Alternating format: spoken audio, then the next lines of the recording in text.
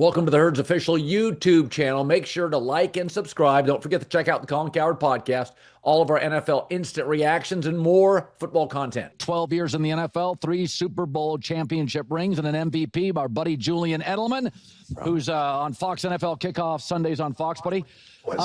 So, I mean, in the summers, you can go northeast. You talk to your buddies. I think it's pretty easy to predict that New England's going to have a little different tempo, a little more confidence. Nothing against Maye, but about half the coordinators don't make it as head coaches. Predict what is the one or two things that I will watch the Patriots, and it will be noticeably better.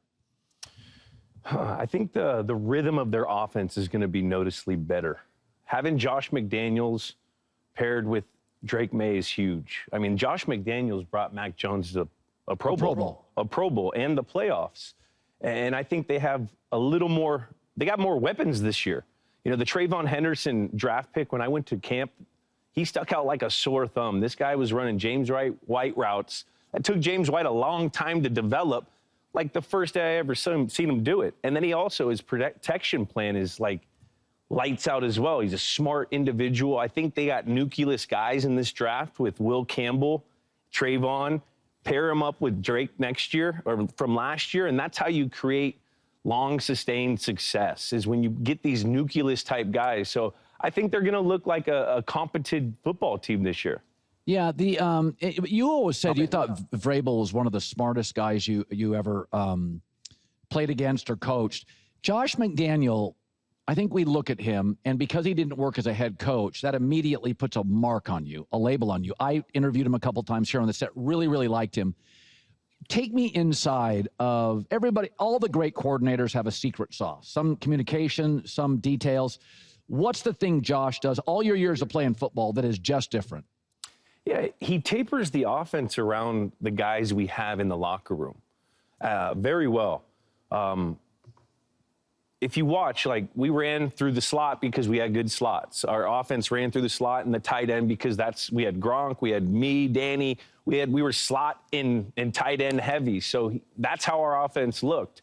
You always see also with the Josh McDaniels offense, you see a preparation that I mean, I don't know any other different. Billy O was very similar, but there's a preparation factor that anytime they go into a game, it's a game plan system. So you're not playing the same offense every time you're playing, you know, a different team. You're playing a different game plan towards that specific game plan. That was always defense. New England's reputation. Game plan type offensive coordinators. So, you know, having smart, tough football players in that system, which they're getting back to getting through their drafts and through the free agency that they brought in, having that pair with Josh allows you to have so many different avenues of how you can call a game and game plan against the team.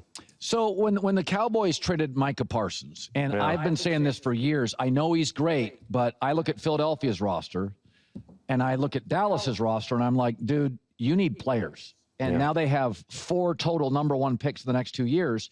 That could be 4 elite players if you hit on those. When you let a star player walk, I remember Belichick did it once with Seymour or Chandler. Chandler Jones, Seymour. Yeah. What does it do to a locker room? Well, that's when you got to lean on the leaders.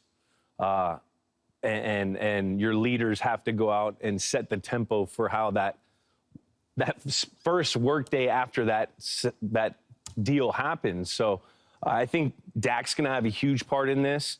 The leaders in that locker room are going to have a huge part in how they're going to deal with this. And look, this could bring their team together. You know, it could give them the us against the world mentality where everyone's looking at them like, hey, man, how did you just trade Micah Parsons? Which I don't necessarily disagree with. There was obviously a line in the sand between personal and business that got crossed on one of the sides, which we've all been in that situation. I don't know. You know, hearing the story about Jerry talking to Micah, like that was kind of how things went when I was playing. Bill used to corner me in the cafeteria all the time when we were in contract negotiations, and I would just play dumb. I'm like, yo, coach, I'm not going to try to negotiate. You know, I would say I leave this to my agents. So there was something that happened there. But if you look on this, you can't change unless you change. And the Cowboys have been kind of in this stalemate of who they've been because they're so top heavy on how they're built. They have the highest paid receiver, the highest paid player, the highest paid corner. They got, this guy, that guy. Everyone's getting paid, but there's no middle class. We had a lot of success in New England because we had the largest middle class in the league. And maybe that's what this is going to do. So, it seems to be a good deal for the Packers because they're instantly going to have defense, a guy that's an obvious problem. But this could be a good thing for the Cowboys, too, because maybe they're breaking the mold of what they've been doing for the last 5-6 years, and they can gain some good players out of it. So Mike is an interesting player. I was talking to a coach about this, and they talked about Micah. He said, people tried him at stack linebacker, interior linebacker, and he didn't have great instincts. He's just so damn athletic. He's a splash player. And he's a bit undersized, but he goes to Green Bay, and there's an old saying in the NFL, like see ball, attack ball. Some guy, Hassan Reddick was like that. Mm-hmm. Hassan Reddick was a little bit of a bust early, and all of a sudden it was like, move him outside and let him go chase. And Hassan had a great career. So Micah is kind of a guy that sometimes, Lawrence Taylor had this, I'm just going to go get the quarterback. I'm going to go pursue the ball. Is that disruptive? Or in your career, sometimes you just have a guy that he is great at one thing and you let him do the one thing. Do you think he changes the Packers defense dramatically or just picks up sacks? Is he a Myles Garrett? I mean, again, Teddy Bruschi was so many things. Yeah. Micah is just see ball and blow it up. Yeah, does he change the Packers? I think he does because of that flexibility of being able to move spots. Now, the Cowboys kept him on the edge because they needed the production. They weren't getting out of anyone else. So you pair him with the young Packer that they have. Who's the other edge guy? Yeah. He's a really good football player. You got two guys that are doing some cool things. And I heard Greg Cosell say that they lead the league in the stunts. So the stunt game's going to be insane. I do think he brings instant power and instant defense and instant potential turnovers and instant, make your corners better because that quarterback's always going to have to think about that. He's going to increase the number of hurries. He's going to increase a whole lot of things. You're going to have to game plan for him. That takes time out of the offensive coordinator's day on what we're going to do as a team. We got to think about how we're going to block this guy because he can ruin the day. That's the game plan now. So I think there's a lot of great things that he brings. And I think that the only reason he played on the edge with the Cowboys is because that's where his production was coming. Who was a guy, when you went into a game plan during the week, do you remember there being a Micah Parsons-like player? J.J. Watt. Really? J.J. Watt. Anytime we played Houston a lot, we played him in that first round. And the number one key to that game was we got to block J.J. Watt, 99. If we don't get him, we're losing the game. That is the game. and that's what we did. And because of Josh McDaniels getting back to his play calling style, having a younger offensive line, knowing where the offensive line's maybe a little deficient, you can switch how you protect on those guys. You double them from 5 different areas. This guy's got a pair doubling him. They're going to double for this side. They're going to do this. So, I think J.J. Watt was a guy that we always had the game plan for. Derek Eagleton, a reporter, says going to be raining throughout the game tonight in Philadelphia. Sloppy, ugly. That means run game at a premium. Now, that may lower the score, but Philadelphia's got the better O-line, the superstar running back, the better quarterback, the better everything. So expect Philadelphia to it'll be a fast game. Run the ball. It's going to be a fast game. I think this whole Micah Parsons trade could ignite the Cowboys maybe. Like I said earlier. You mean light them on fire? Or what light do you mean them on fire where they're like, it's us against the world. I mean, they still have some good football players. They're still pros. They're all getting paid. It's not going to be just a walk in the park for Philly. It's a division opponent opening night. These guys know each other inside and out. They've been playing against each other. And what Schottenheimer, he's been there. So I don't know. We'll see. Very positive spin. Okay, so Patrick Mahomes, players vote for the top 100 players in the league. Yeah. Patrick Mahomes was voted number 5, despite he did have a down season statistically. So let's start with this. What was your take on him being only number 5? I think it's crazy. I still think he's number 1. I think arguably last year was his best season. They were back-to-back champions. He went 12, or what did they go, 15-2. Yeah. They go to the Super Bowl and lose in terrible fashion, but we've never seen a team get to the Super Bowl after going back-to-back. He had a Rolodex of receivers all year long, guys that are hurt, still winning football games. Band-Aid offensive line by the end, still winning football games.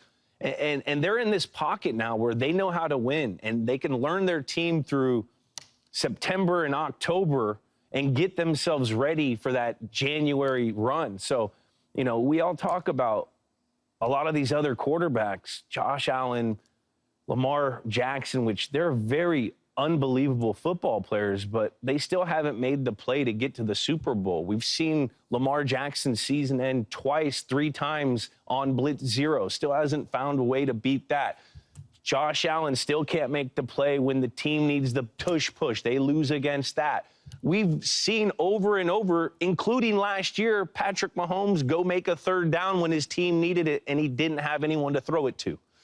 And this year they don't have Rashee Rice until week 7, which they don't need him until January. Okay, that's where they're at in their season. That's where they're at in their window, or whatever everyone wants to say. They know how to win ball games. They need to play their best football at the end of the year. They need to be their healthiest at the end of the year. And this could be the best thing for Rashee Rice to go out and come 6 weeks later, because now Patrick's got to learn to throw to a new guy. And then they get to rapport with another guy, because we've seen that rapport with Rice, right? We've seen that being developed over these last 3 years.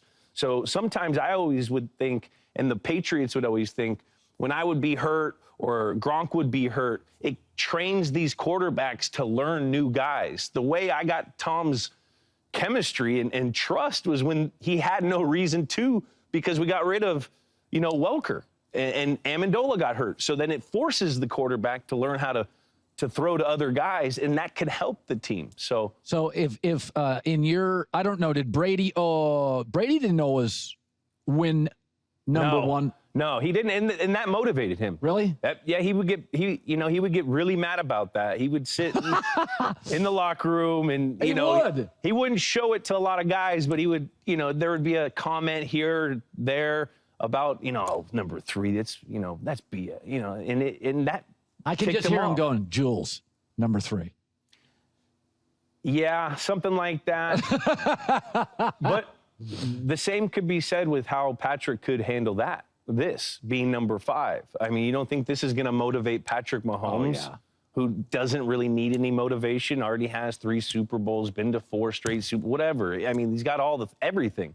And we're still talking about other guys that are better than him. It's crazy to me. So when you listen, Caleb Williams is fascinating because you can see the horsepower.